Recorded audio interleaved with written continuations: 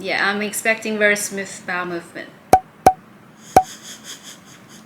Hi everyone, welcome to my channel. I am Annabelle from Sydney. I've been on OMAD for almost 2 years and it's important for the only meal of the day to be nutritious. So I am on a journey to find food that is both delicious and healthy. Today we're reviewing a restaurant called Boss Cao. It is situated on Liverpool Street in the Sydney CBD. It opened up around the beginning of the pandemic. When it did, it was quite eye-catching because of its colorful storefront. And its name, Cao Cao, is one of the central figures of Three Kingdoms period. Then soon after it opened, Sydney entered a lockdown. So I was feeling quite worried for the fate of this restaurant because many shops in the city have closed down due to the restrictions. And right now it is almost 2 years into the pandemic. This restaurant has survived. And for those who stood the test of pandemic time,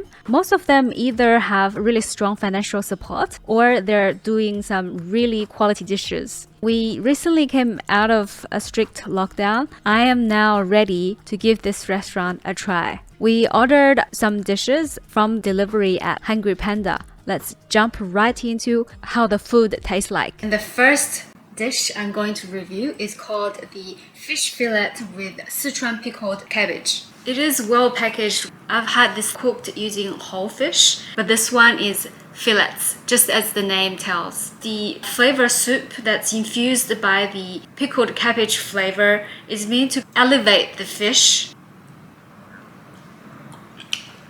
The sauce is a little bit sour and a little bit spicy and oily. It's not the freshest that I've tried, but it's not bad. Yeah, it's crunchy and sour, but it's okay. I like how it is thin. That means good flavor to potato ratio.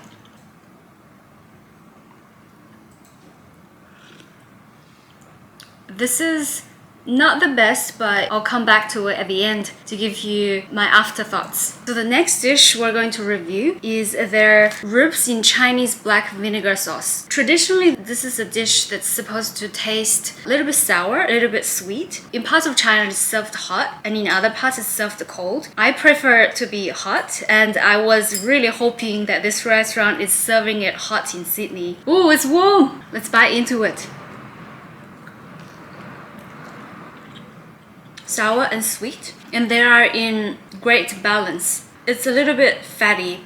To me, fat complements almost everything.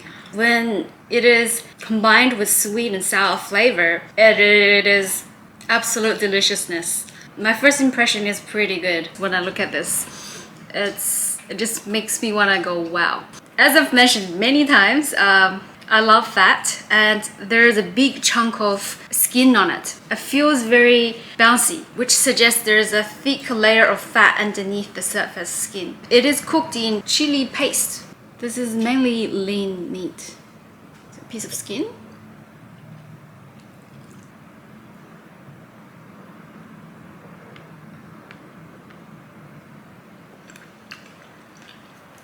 The sauce is not only chili, it's actually a little sweet as well. And to me, usually sweet sauce with fatty pork really go well together. The chilliness of the sauce cuts through the fat for you so that it's easier on the stomach. Ooh, this is just pure fat.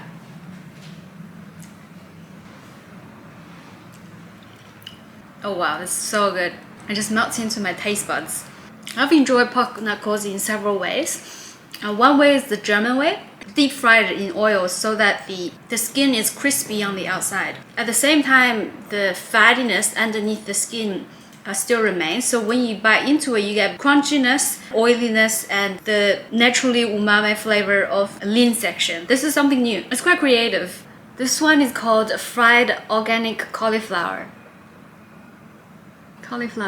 Oh, there's this pork belly, and it's a really fatty. I have a good feeling about this because, as you know, I love fat and I love pork belly, of course. The cauliflower is about the same as I've tried it everywhere else. I like how it's full of fiber and nutrition. Yeah, I'm expecting very smooth bowel movement. Anyways, it's basically 100% fat in there. Oh, it's not oily at all. It's not the type of fattiness that makes your stomach sick. Even though it's 100% fat, there's actually a little bit of chewiness inside.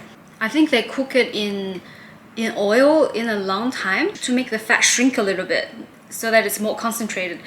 I have a feeling this mean of cooking reduces the amount of oiliness, but at the same time makes the flavor more concentrated, which is the essence of pork belly enjoyment. So this is actually better than the fat I had with the pork knuckle. We just finished our meal. So the first dish, a fish fillet with Sichuan pickled cabbage. It is slightly lower than the average price for the dish typically. Quality isn't great. We didn't enjoy it very much. The fish quantity could have been higher. The cabbage, it's just average, and the soup wasn't very drinkable because it's dried chili pieces, too oily and too garlicky. For me, I don't mind it because I grew up eating raw garlic, whereas for people who are not used to it, you might find the soup flavor too garlicky. For the price, $32.22, I would give it a 4 out of 10. I won't order it again. The second one, ribs in Chinese black vinegar sauce. There is nostalgic value. I like that dish in general, and it's really hard to find in Sydney. For $24.80, it's slightly higher than I think it is worth. To give it an overall score, 7 out of 10. Would I go back to it? I would. The third dish was called pork knuckle with special sauce. The combination of a sauce and the pork knuckle is something I've never tried it before. They are trying to be creative here. Yes, it is something different,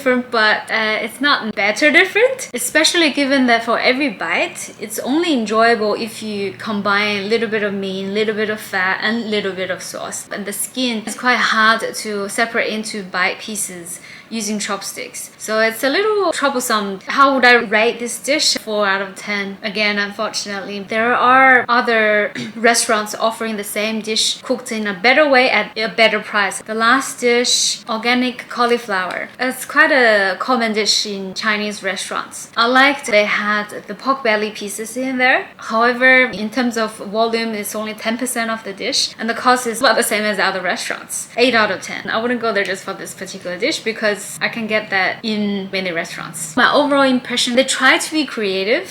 For most dishes, they're nothing special. Maybe occasionally you can find a gem in there, but you will have to look for it. The restaurant overall gets a score of 5 out of 10. Let me know if you have been to the restaurant or ordered their dishes online. I would love to read about your experiences in the comment section below to get a fuller picture. Sorry for now, Boss Tao. Maybe our paths will cross again in the future. For all the restaurants fighting hard to survive the pandemic, my thoughts are with you.